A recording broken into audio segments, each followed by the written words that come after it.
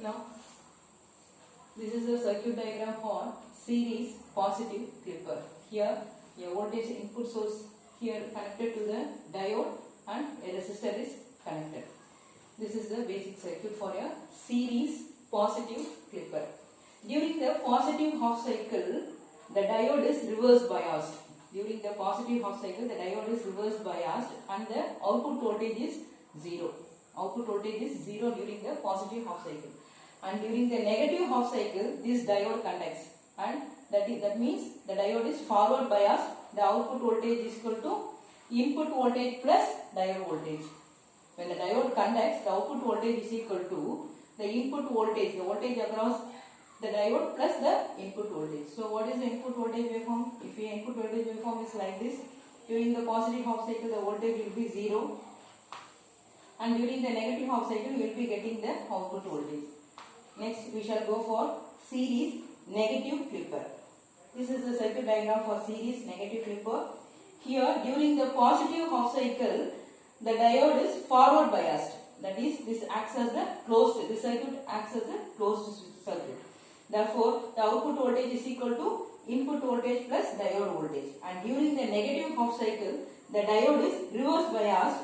That is, the output voltage equal to 0. That we shall see here. During the negative half cycle, the output voltage is 0. And during the positive half cycle, we will be getting the output voltage.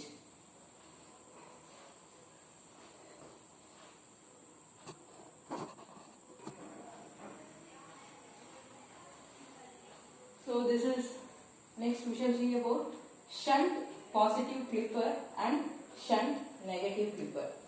Before we have seen about series positive clipper, that is the diode is connected here and the resistance here. Now the shunt means the diode is connected to the shunt. Therefore this is known as shunt positive clipper.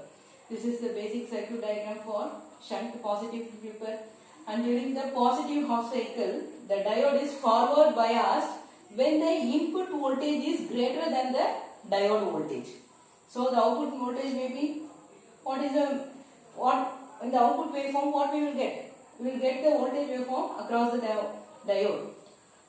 So the output voltage waveform, the value of the output voltage waveform will be the value across the diode.